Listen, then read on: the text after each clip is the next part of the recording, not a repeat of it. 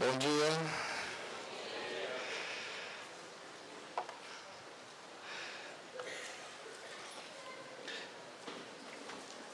Aleluia. Temos aqui um povo de testemunhas do Senhor Jesus.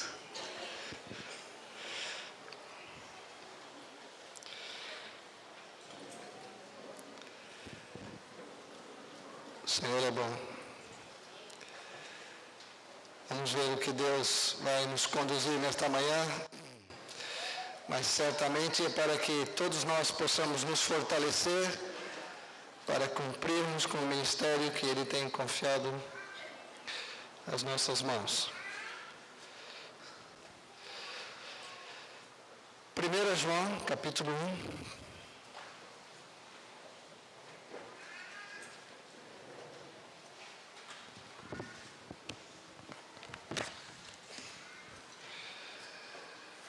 Versículo 1 a 3. O que era desde o princípio,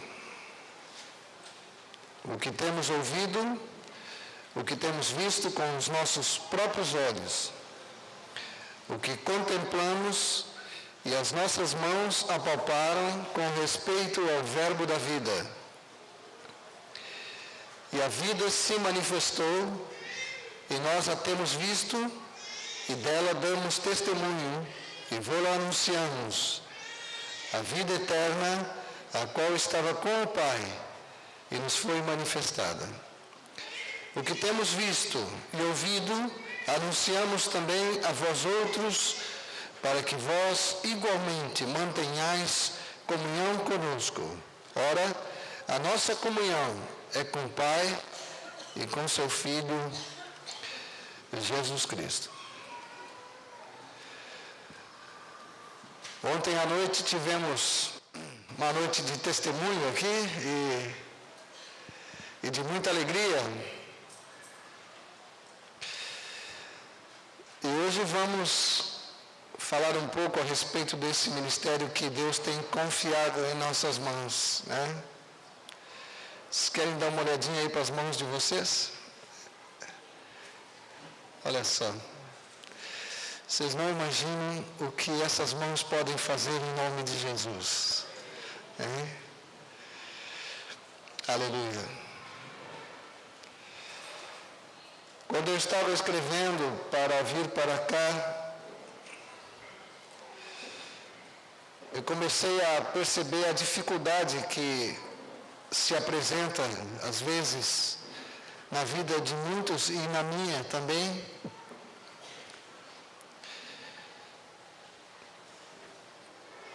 para nós assumirmos com clareza essa palavra de que somos testemunhas de Cristo Jesus.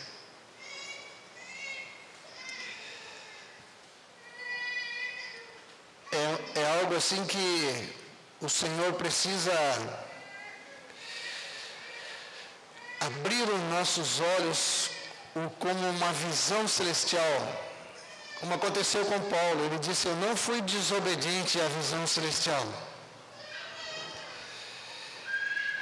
Porque esse testemunho é o que realmente o Senhor está querendo fazer através de nós. Ele quer dar testemunho da sua vida. Abram comigo João 10. Por favor.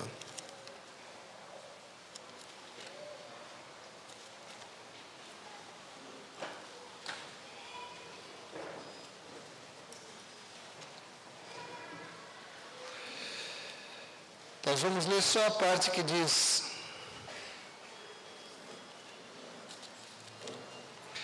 eu vim para que tenham vida e a tenham em abundância. Comecem assim a deixar com que essa palavra caia bem no coração de vocês. O Senhor disse, eu vim para que tenham vida e a tenham em abundância. Depois no capítulo 20 e no versículo 21,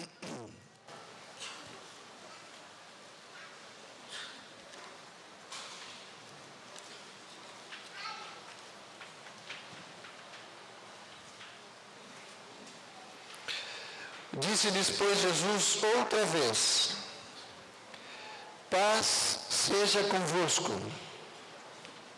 Assim como o Pai me enviou, eu também vos envio. Eu também vos envio, para que a vida eterna se manifeste através de vocês, de cada um daqueles que seguem Jesus. Ele veio para que todos tenham vida, e vida em abundância. O que Jesus veio trazer foi vida. O que Ele nos pede para levar adiante é vida. E o que Ele nos pede para dar testemunho é de que Ele está vivo, para que todos conheçam isto. Hebreus 7,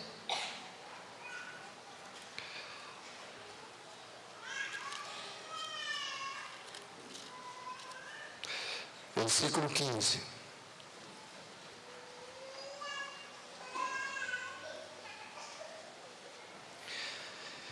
E isto é ainda muito mais evidente quando, à semelhança de Melquisedeque, se levanta outro sacerdote, constituído não conforme a lei de mandamento carnal, mas segundo o poder de vida indissolúvel. Olha como que se levantou o Senhor Jesus. Ele não se levantou nos mesmos moldes daquele sacerdócio. Ele não trouxe uma lei sobre ninguém.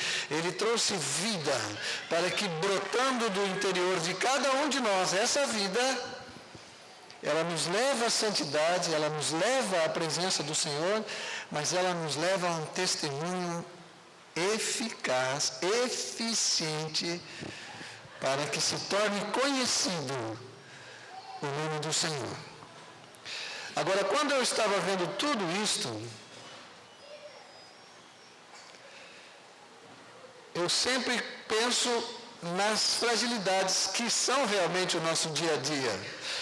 Porque nós começamos a ouvir uma palavra sobre um determinado assunto e ficamos empolgados, mas passa o tempo e nós depois começamos de novo a olhar para nós mesmos e começamos a ver quão frágeis somos.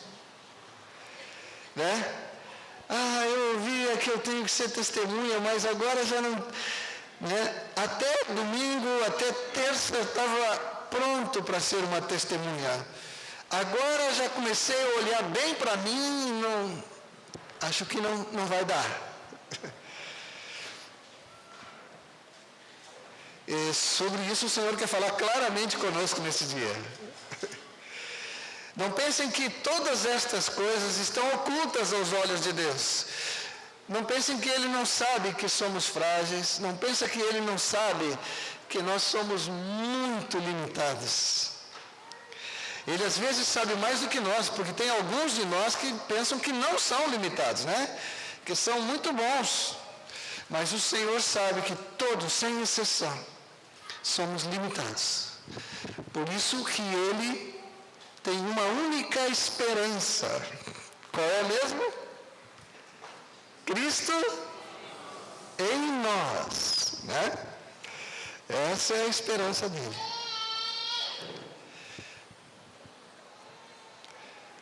Há um texto que eu gosto muito, e nós vamos repeti-lo várias vezes hoje, está em 2 Coríntios 4, 7.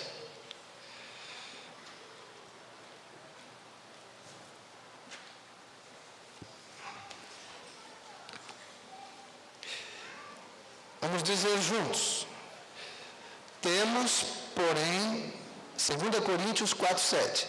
Temos, porém, este tesouro em vasos de barro, para que a excelência do poder seja de Deus e não de nós. nem de nós. Queridos,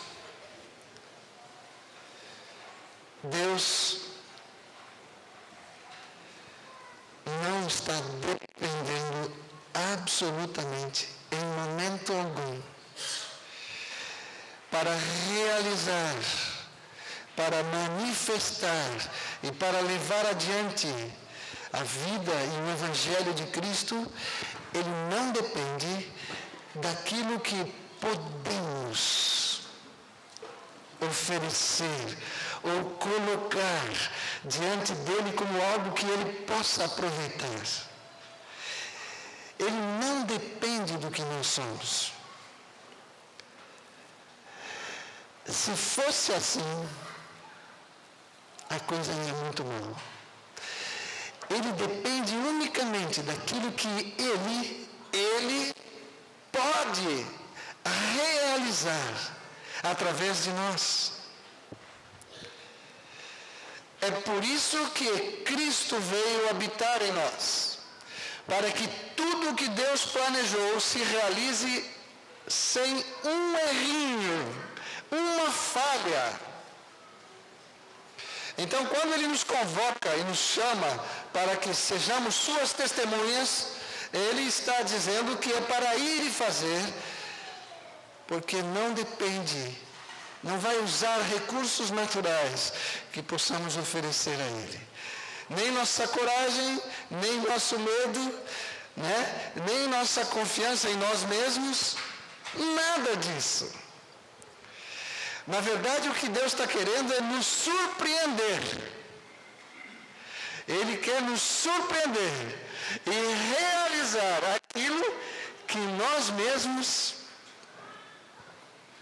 olha, vou usar uma palavra forte, nós mesmos nem acreditamos, hein?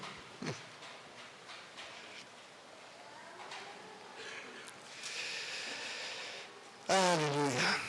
Sabe que eu já não sei quantos anos faz que nós falamos lá em Porto Alegre, aqui também é falado muito, que Deus não está contando com o ministério de alguns, mas a grande força de Deus para ganhar o mundo é o ministério dos santos, Vocês têm ouvido muito isso aqui e têm vivido. Deus está contando com um exército inteiro, completo, para levar adiante. E isso é cada um de vocês, queridos. Então hoje eu quero assim suplicar, guardem a mente de pensar menos ou muito menos de cada um e do ministério de cada um, mas atentem para aquilo que Deus está falando, porque Ele quer realmente levantar um exército para comunicar ao mundo que Cristo está vivo. Mas embora nós saibamos claramente que o ministério dos santos é o que Deus está usando, nós ainda contemplamos o ministério de alguns, E ainda, às vezes inconscientemente, às vezes até nem tanto inconscientemente, nós começamos a contemplar o ministério de alguns irmãos, de algumas irmãs, e começamos a, se eu fosse assim, se eu fosse assim tão extrovertido, se eu pudesse chegar num ambiente assim, mas eu sou tão tímido, eu tenho tanta dificuldade, até de dar bom dia. Põe a mão assim no teu peito, assim. Eu te pergunto, quem habita aí dentro? Ele é tímido? Não. Ele é extrovertido? Não. Ele é cheio da vida de Deus. Ele é a vida de Deus. Notem bem que tesouro foi colocado aí. É que o vaso é que é de barro. Nós estamos acostumados a olhar o vaso e não olhar o que está dentro. E aí nós não ficamos sabendo quem realmente somos em Cristo Jesus.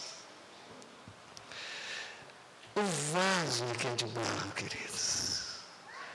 Mas o tesouro que está ali dentro é eterno.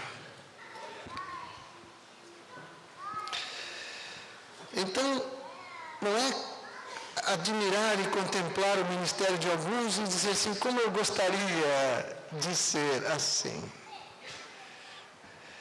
Mas vocês podem dizer, Senhor, eu quero realmente ser somente uma testemunha de que Tu está vivo.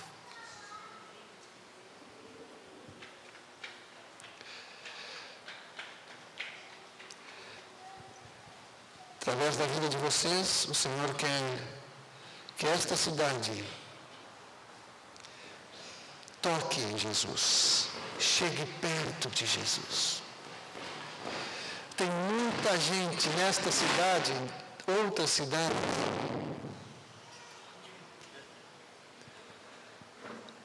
que falam de Jesus de qualquer maneira. Mas Deus está nos convocando para que a vida se manifeste e que as pessoas possam tocar em Jesus.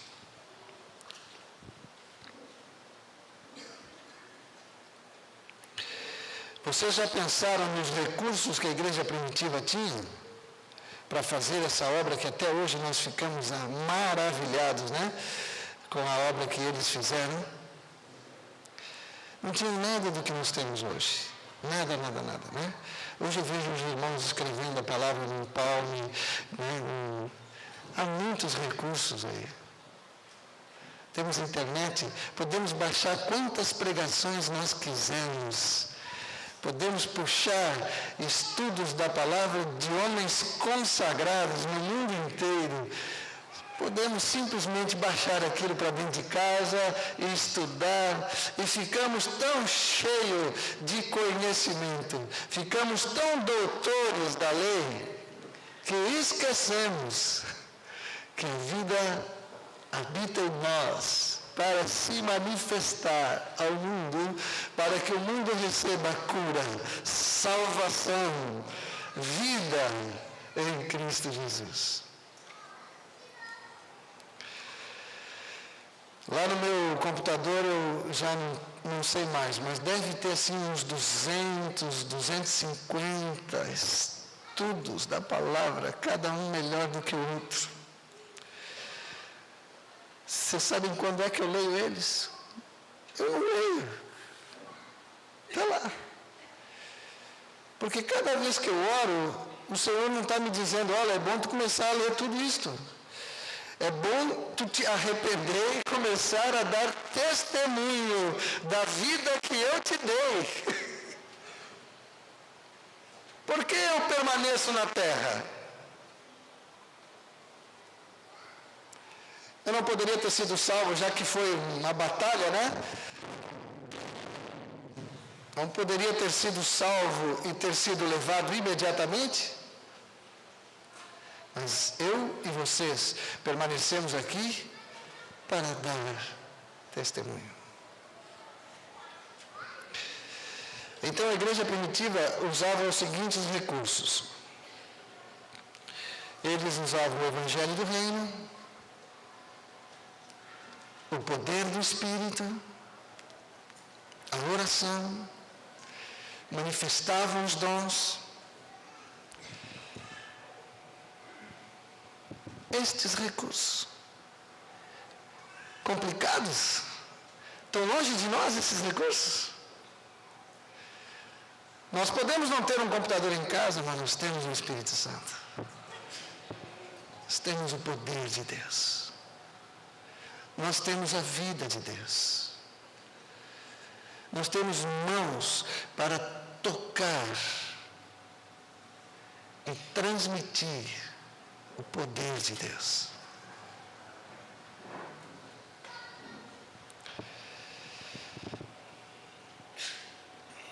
Eu quero mostrar para vocês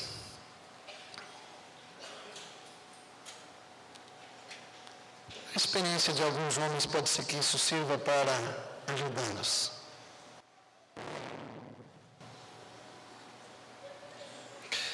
Antes abra Lucas capítulo 10, por favor. Lucas capítulo 10, versículo 2. Ele fez a seguinte advertência: a seara é grande, mas os trabalhadores são poucos. Rogai, pois, ao Senhor da seara que mande trabalhadores para a sua seara. E o versículo 3 começa como? Olha só. Chama vocês todos, diz para vocês: rogai ao Senhor da seara que mande trabalhadores. Aí vocês poderiam dizer para o Senhor: tá bom, nós vamos orar sobre isso. Mas antes que digam isso, ele diz: ide. Vocês é que são a resposta da oração. Né? Vocês são a resposta da oração. Lucas 14.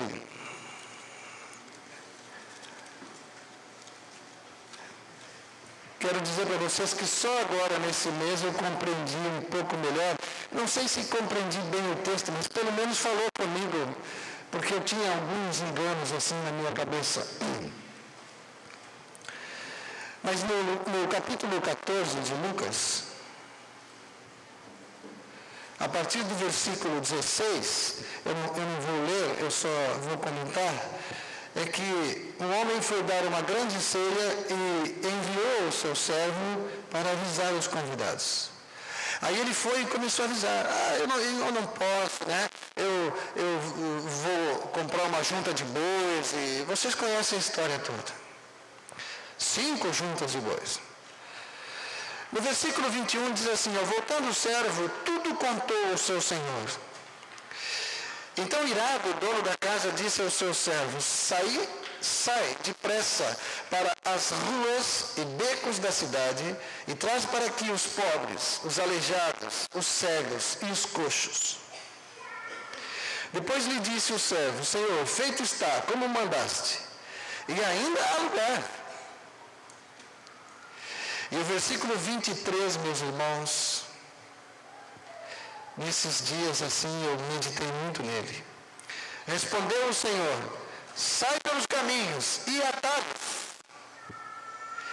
Aqui tem bastante caminhos assim, né? Pequenininhos, né? Até atalho deve ter bastante por aqui.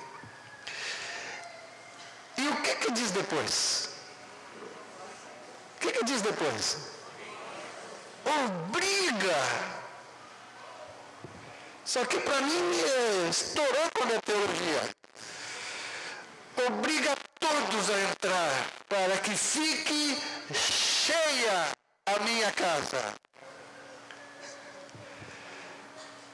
Porque eu digo: olha, eu tenho que falar, mas o Espírito Santo é que vai fazer a obra. Eu não posso convencer ninguém do pecado, da justiça, do juízo. Isso é obra do Espírito. Então eu falo e pronto. E olha, eu fiz isso com muita gente. E não está errado. Nós temos que comunicar o Evangelho e aguardar a obra que o Espírito vai fazer. Porque se tampouco o Espírito fizer alguma coisa, nada vai acontecer. Mas comecei a lembrar do rapaz que me levou a Cristo. Eu disse não para o Evangelho. Mas ele grudou em mim. Não importa que tu disse não. Ele quase que, me obrigava. Com muito amor, com muito cuidado. Mas prestem atenção, o que Deus está dizendo é para nós insistirmos, queridos, em oração, em jejum e em testemunho para a mesma pessoa quantas vezes tivermos oportunidade. Não está dizendo que é para sermos chatos. Tem aquele sujeito que é chato assim, né? Que gruda assim e quer empurrar Jesus goela abaixo, né? Olha, muitos desses chatos aí estão com as coroas cheias de pedrinha, né? De tanta gente que já ganharam. Queridos, nós temos que insistir.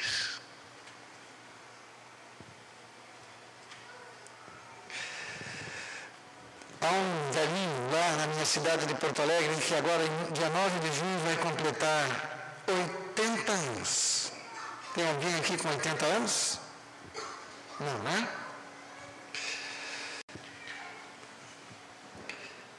E esse homem era de uma dureza fora do comum e de alguns enganos na mente que eram anormais. E para vocês terem uma ideia de quão difícil era esse homem, então vocês vão ter uma ideia de quão difícil eu era, porque ele era meu pai. Ele é o meu pai. Minha mãe se converteu, partiu, está com o Senhor. Mas meu pai, horrível, difícil.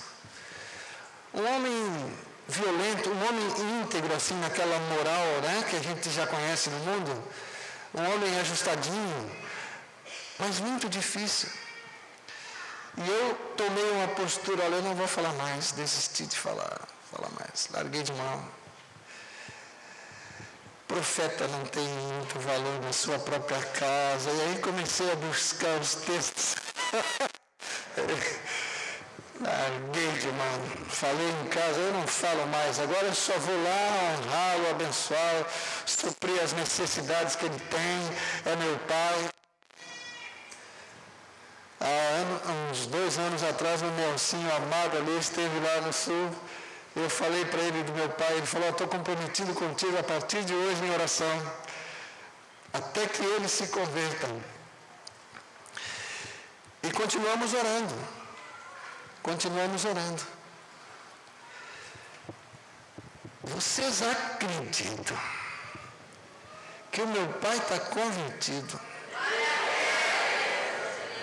É possível? Aos 80 anos, fui almoçar com ele num restaurante agora. Passou um rapaz, veio conversar conosco. Ele começou a falar do Senhor. Eu olho para o meu pai e eu digo, não é possível. E o Senhor olha para mim e diz, pelo amor de Deus, dá testemunho da verdade. Não olha para o vaso. O tesouro nunca pode ser comparado ao vaso.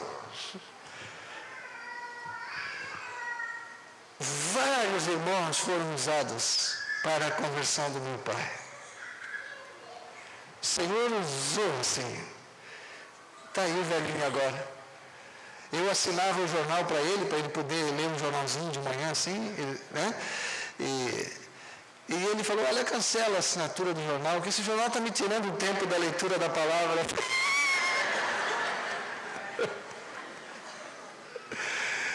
Meu sonho é assim. Tive que cancelar o jornal. E o pior, para vergonha minha, é que eu não cancelei a minha assinatura.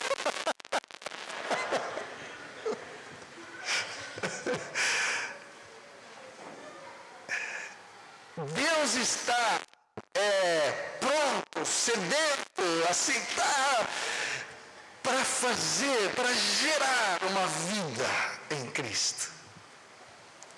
É Ele que quer fazer isso. É Ele que quer fazer nascer de novo alguém. E os impossíveis é o que mais Ele gosta. Mas Ele nos põe a trabalhar com Ele. Ele nos envolve nesse trabalho. Para que nós possamos também nos envolver com o seu gozo, com sua alegria. Imagina a alegria dele em ter trazido meu pai para perto dele. Não que meu pai seja alguma coisa especial, mas foi uma pessoa criada para Deus. Precisava voltar para Deus. Ah, Senhor. Com pouca coisa que fazemos, Deus realiza um monte. E nós nos negamos a fazer um pouco. Porque achamos que é pouco. Eu percebi que de tanto que eu conheço a palavra, de tanto material que tenho, de tanto que já li, eu percebi que quando eu chego na frente de alguém que precisa ouvir o Evangelho, parece que se eu falo coisinhas assim como as 8 verdades, parece que eu não estou falando nada. Mas tem que falar alguma coisa maior. É só essa palavra que transforma o coração. Essa é a palavra que sacode o coração. O incrédulo não precisa do conhecimento de vocês, precisa do testemunho de vocês. Eu já contei aqui, havia uma moça lá no trabalho, como disse o Ion uma vez, depois ele corrigiu, né? Quando eu trabalhava, mas havia uma moça numa empresa, o último emprego que eu tive, e eu preguei o Evangelho para todos no salão. E eu respondia perguntas e questões sobre por que Deus permite que as criancinhas sofram, né? Que todas essas perguntas que os incrédulos têm. E eu respondia tudo isso com habilidade, né? E buscava na palavra e sabia tudo. Não ganhava ninguém. Um dia deu uma parada no trabalho assim, e eu sentado, tinha uma moça assim, e eu comecei a falar para ela do que Deus tinha feito na minha vida. Eu disse para ela, tu nem imagina. E comecei a contar. Ela olhou para mim, tu era assim. Sabe o que ela me disse? Eu quero Jesus. Eu digo, não é possível. Só com o meu testemunho, depois de todas as grandezas da palavra que eu falei, agora vem com um testemunhozinho de nada aqui. Eu quero Jesus. E ela se entregou a Cristo de tal maneira, mas foi uma pessoa fervorosa nos seus primeiros dias, me criou uma dificuldade enorme, porque ela associava a minha vida como quem cuidava, o discipulador dela. Olha, eu enfrentei cada uma naquele trabalho lá, mas ela se converteu. Depois ela saiu da empresa, ela andou um tempo conosco, ela se mudou de cidade e eu perdi o contato. E anos depois encontrei ela, fui levar a Edu e a Alzira num encontro de mulheres numa igreja batista e encontrei a Mara. E ela bateu no vidro do carro, bateu e chovia, e eu abria, e ela entrou, eu digo, Senhor. Aí eu olhei, ela disse, olha, eu vim aqui só te dizer que eu estou firme em Cristo. O que me impressiona é que o que tocou nela foi a vida, não foi o conhecimento. E aí a conversão foi sincera. Vamos olhar alguns exemplos aqui. Marcos 16.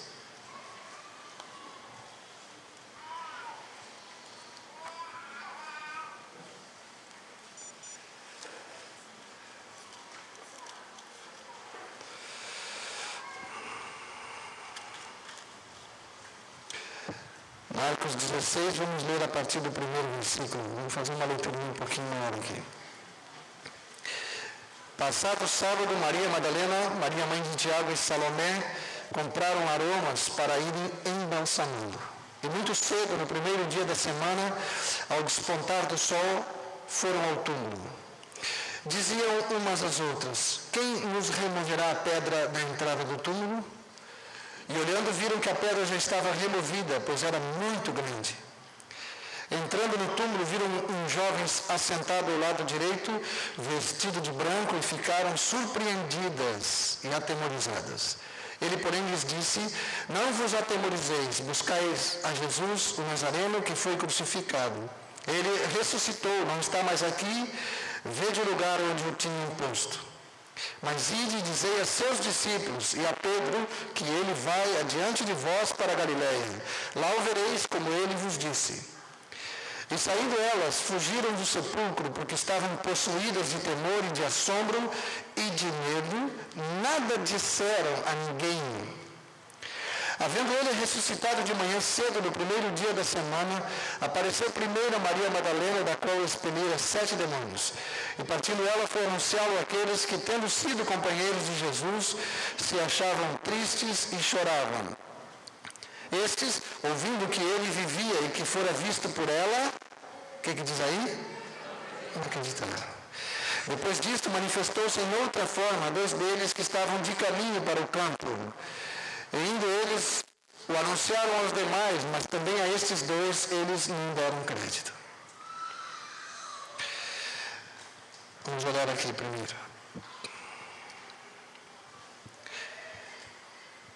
Quando nós olhamos para a vida dos 12 de Cristo, nós olhamos, colocamos aqueles homens numa posição tão elevada, que nós pensamos, quando é que Deus vai usar a mim? Quando é que a minha sombra vai curar alguém? Né?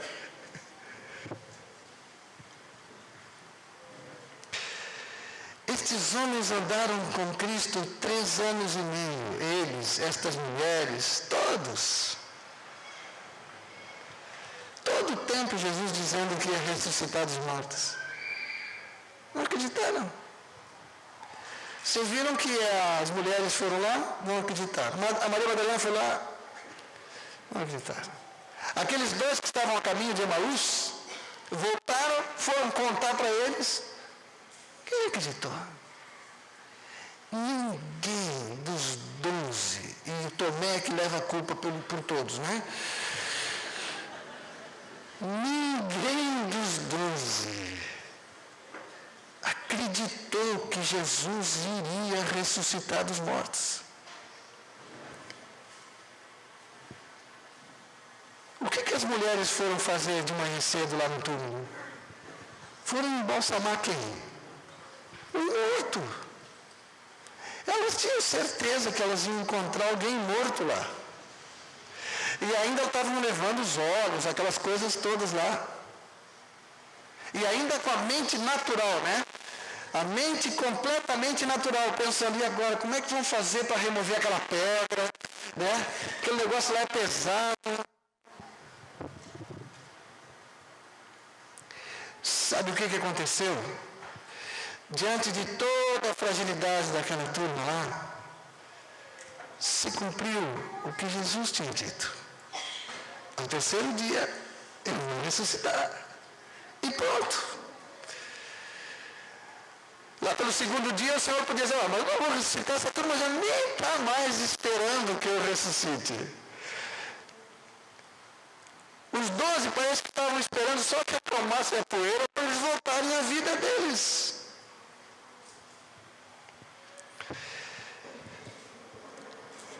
Não acreditaram, queridos. Só que eles andaram com Jesus, pisando juntos. Comiam com ele, dormiam com ele. Todo dia era aquela quantidade de milagres, de curas, de tudo. E eles ali, olhando, vendo. Mas quando chegou lá, cristãos. Eu só pergunto uma coisa, eles eram melhores do que vocês? É? Não. Eles eram preciosos e foram escolhidos a dedo? Isso foram. Não houve enganos quando foi escolhido cada um deles. Mas o Espírito Santo registra aqui pessoas como nós, para que nós não coloquemos os olhos em alguém que aparentemente tem um brilho maior, porque não existe esta pessoa. Existe é um tesouro num vaso de barro. E o que tem valor é o tesouro.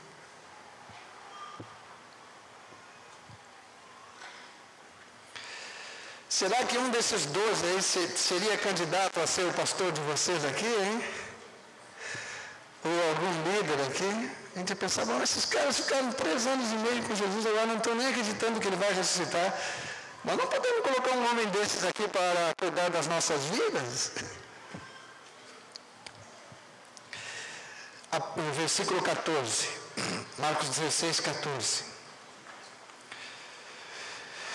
Finalmente apareceu Jesus aos 11, quando estavam à mesa, e censurou-lhes a incredulidade e dureza de coração, porque não deram crédito aos que o tinham visto já ressuscitado.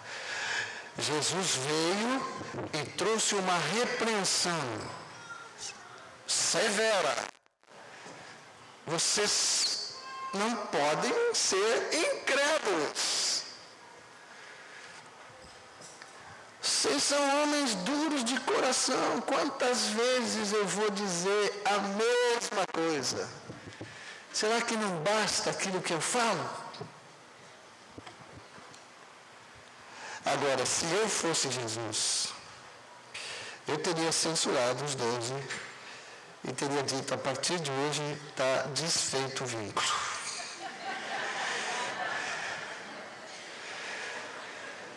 Com homens como vocês, não há chance de ganhar nem Nazaré. Eu confesso para vocês, porque eu sei bem quem sou, né? E o que eu penso aí, às vezes. Se eu ressuscitei dos mortos e chego assim na sala, apareço. Vocês são duros de coração, eu fiquei 3 anos curando. Vocês me mostrem algum doente que eu não tenha curado. Fiz tudo diante dos olhos de vocês. Vocês viram as pessoas, as multidões, maravilhadas com o que eu falava. Foi um exemplo de vida. Nunca viram nada em mim que servisse de tropeço.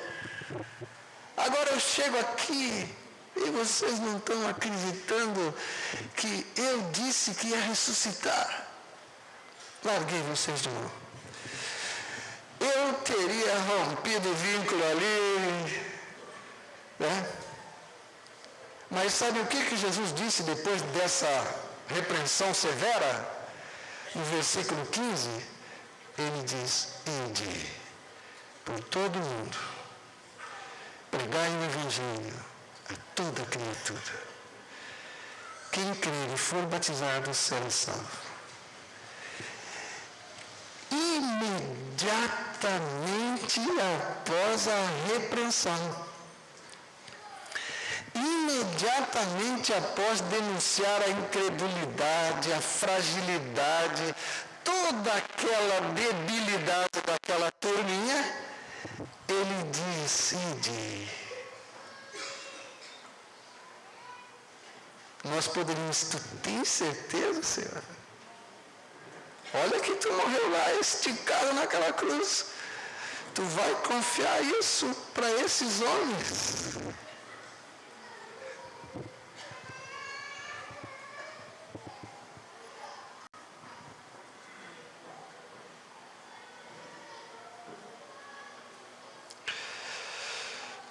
Jesus nunca olhou para eles. Jesus recebeu uma palavra do Pai. Esses são os homens. Orou a noite inteira antes de escolher os 12. E disse, esses são os homens. O que tinham aqueles homens especial? Eles tinham um coração totalmente dele. Eles eram assim. Eles eram assim. Eram puros. Eu descobri uma coisa a respeito do Pedro, que eu custei a perceber. Mas o Pedrão era assim tão desajeitado. E a gente olha para o Pedro e fica pensando, esse cara é um sujeito todo complicado.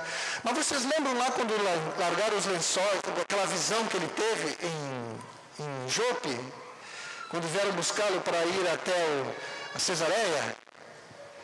Baixava o lençol e dizia, Pedro, come. E ele disse, não, Senhor, nunca.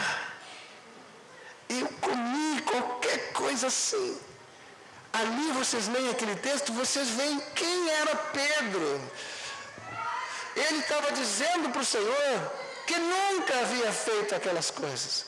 Como é que agora o Senhor ia dizer para ele tocar numa coisa impura?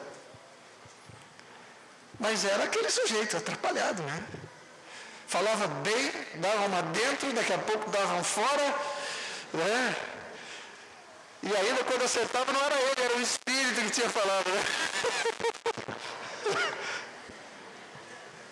Esses são os homens. Vocês aí não se acham um pouco parecidos com esses homens? O mundo inteiro foi ganho por eles. A diferença foi que quando veio o ID, eles obedeceram. E eles foram. Chegaram na porta lá do templo, estava o coxo lá. E agora? João, e agora? Eu prego e tu cura, né? Eles ficaram tão convictos, a partir de uma experiência que eu quero falar agora, que não tiveram mais problemas, não olharam mais para o vaso. Queridos, é exatamente assim que Jesus procede conosco. Ele não está olhando para as tuas fraquezas, para as tuas debilidades, se tu fala bem, se tu fala mal, se tu é valente para falar, se tu é tímido. O que Deus está dizendo hoje é que Ele quer nos surpreender. Ele quer nos surpreender. E não adianta dizer para Ele que estão disponíveis. Tem gente boa disponível que o Senhor talvez nunca vá usar. Precisamos estar dispostos a fazer. Aí sim. Aí sim. O meu irmão disse assim para mim, eu estou disponível. Eu estou na rua, eu estou disponível. Se o Espírito Santo me mandar pregar o Evangelho, então eu prego. Eu disse, não, só porque isso aí ele já mandou.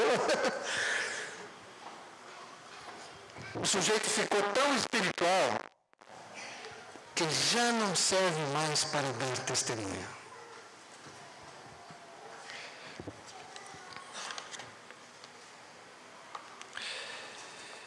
Então, se vocês, ao olharem para vocês, e talvez aqui tenhamos pessoas cujo testemunho tem sido muito fraquinho, né? Olhem para esses homens que eram tão limitados e vamos ver o que aconteceu com eles. O Pedro é um bom exemplo, vocês podem olhar bem para ele. Eu gosto de olhar para a vida desse homem. Quando Jesus estava sofrendo lá no jardim, vocês já imaginaram Jesus sofrendo no jardim e vocês ali por perto? Vocês não iam estar lá grudados no Senhor, dizer, Senhor, olha, estou aqui contigo. A gente diz isso para os irmãos, né? Olha, estou contigo. Não iam dizer isso para Jesus, estou contigo. Mas Pedro dormia tranquilo. Jesus em agonia no jardim e o Pedro no bom do sono. Quando prenderam Jesus, ele disse, olha, eu não conheço esse homem, não.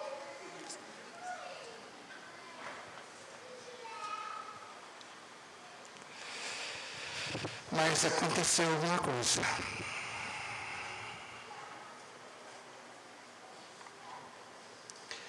Eles viram Jesus ressuscitado.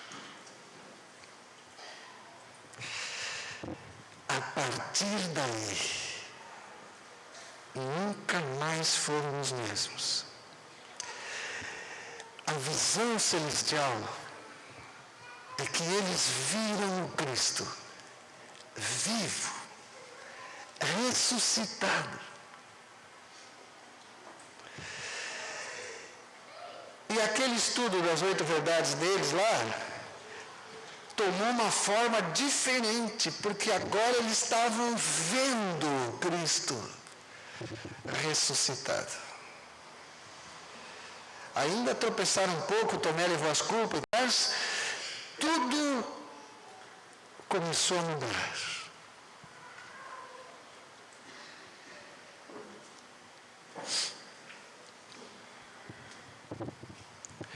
Temos, porém, esse tesouro em vasos de barro, para que a excelência do poder seja de Deus e não de nós. Queridos, escutem bem o que eu vou dizer aqui.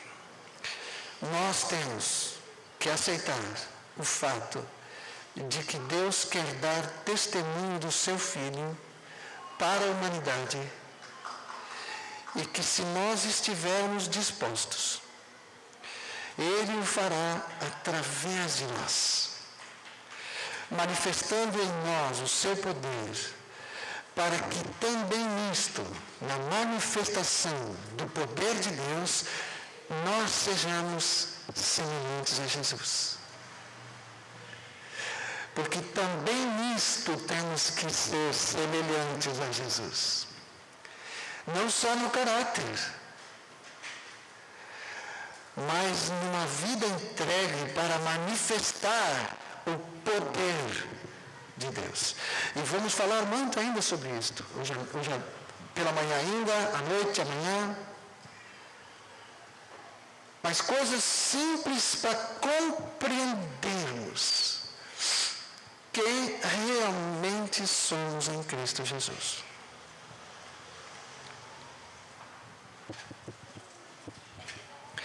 Esses mesmos 12 homens tiveram os olhos abertos e viram Cristo ressurreto. Aí, depois que tiveram os olhos abertos, o Senhor disse para eles: agora vocês permaneçam aqui quietinhos, né? Até que do alto vocês sejam revestidos de poder. E vão receber poder para ser testemunhas. Há um versículo que diz que a graça de Deus se manifestou salvadora, e se manifestou mesmo, né? Sobre todos nós. O poder de Deus se derramou e a fraqueza, toda a fraqueza que está na nossa alma, no nosso viver, tudo aquilo que nós conhecemos de nós mesmos, ficou transformado na vida deles de tal maneira que se dizia assim, estes que têm transtornado o mundo inteiro, chegaram até aqui. Agora, pensar que os homens que transtornaram o mundo inteiro foram aqueles 12. Olha.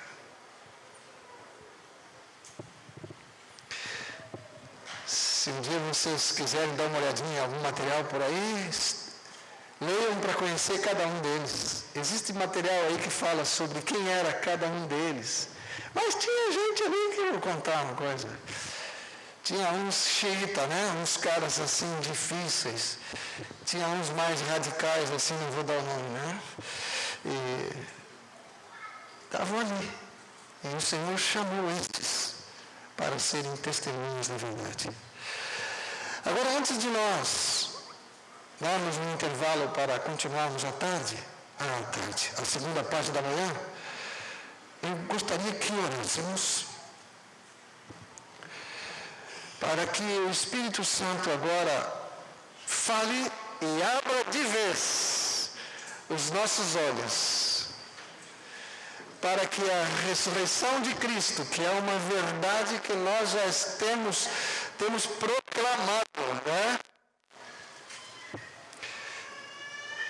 Possa ser uma realidade neste momento. Possa ser uma visão celestial. Possa ser uma coisa tão clara que você, saindo daqui, tenha convicção de que o Cristo que ressuscitou dos mortos está vivo ali e que habita em vocês, e que qualquer que seja a qualidade do vaso, eu não estou falando da santidade do vaso, tá bem? Eu estou falando das limitações do vaso. O Senhor vai se manifestar através de vocês.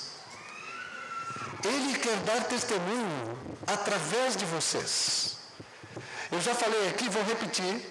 Quando ele ressuscitou dos mortos, ele poderia ter ido, eu teria ido, lá no Sinédrio, teria chegado para aqueles sacerdotes que mandaram me matar e teria dito: olha eu aqui.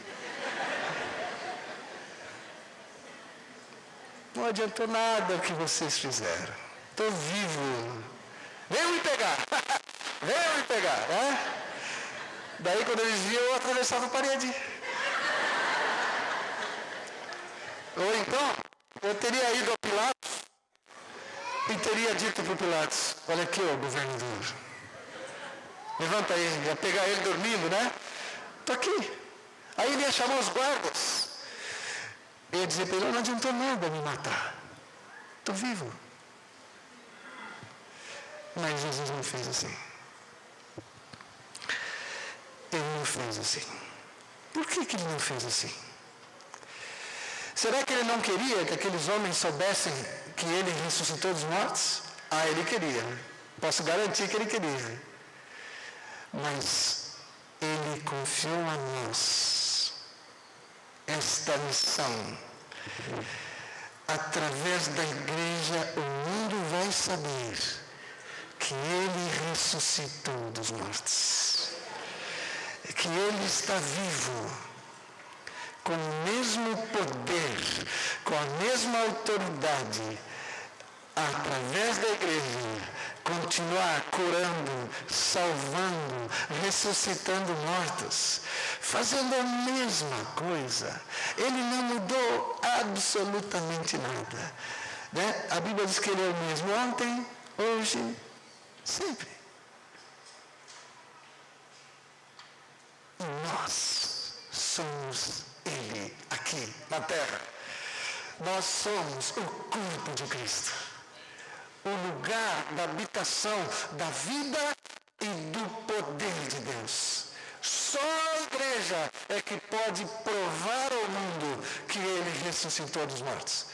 Vocês viram que o mundo está tentando provar um monte de coisa a respeito dele, E vão lá e cavam mais uma pedrinha e mais uma pazinha de terra e dizem que não é assim, que não foi assim, que não foi assim. E por aí eles vão longe se perdendo. Daqui uns anos, se o Senhor não voltar, daqui uns anos vocês vão ver essa turma dizer: realmente, foi bom que nós gastamos bilhões de dólares fazendo pesquisas, porque finalmente chegamos a uma conclusão. Nascemos do barro.